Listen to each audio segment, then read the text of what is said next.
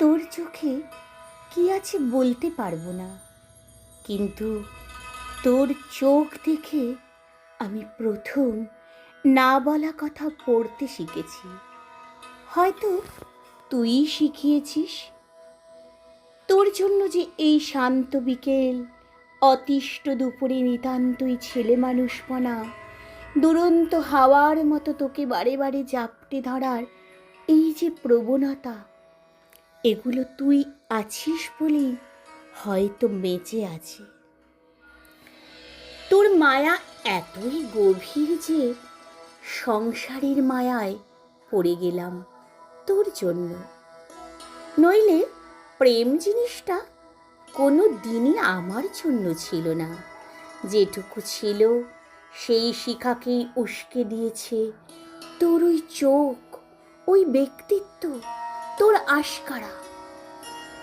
আসলে আমরা যেগুলোকে হয়তো কমফোর্ট জোন বলে জানি, আমরাই আমাদের সবচেয়ে ভালোবাসার মানুষটার জন্য সেই কমফোর্ট জোন ছেড়ে নিজেরাই বেরিয়ে আসি।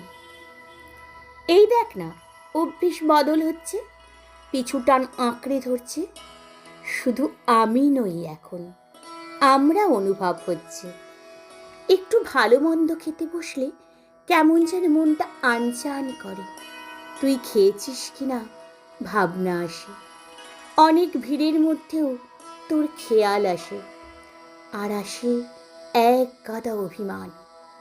আমি নিজেও জানতাম না আমি এতটা ন্যাকা হতে পারি। এত সহজে অভিমানের মানুষ তো আমি ছিলাম না। তবে কি খুব করে অধিকার পেয়ে বসেছি আমায়? তবে কি জড়িয়ে পড়েছি আমি মায়ায়?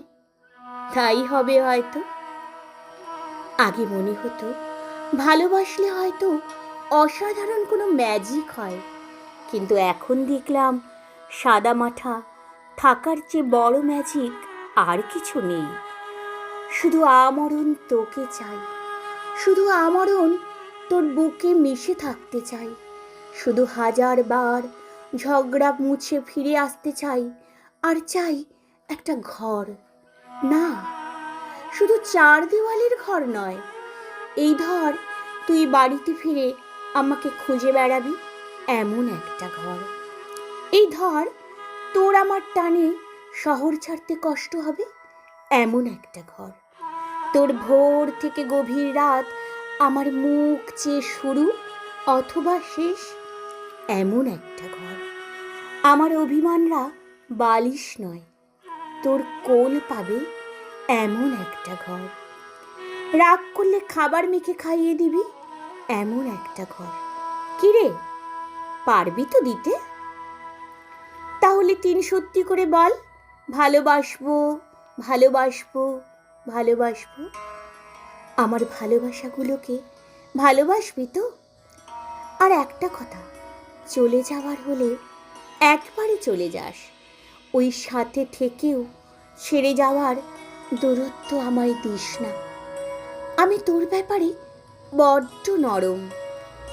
একই ছাদের তলায় থেকে দূরত্ব গুনতে পারবো না আমি। মনে থাকবি তো?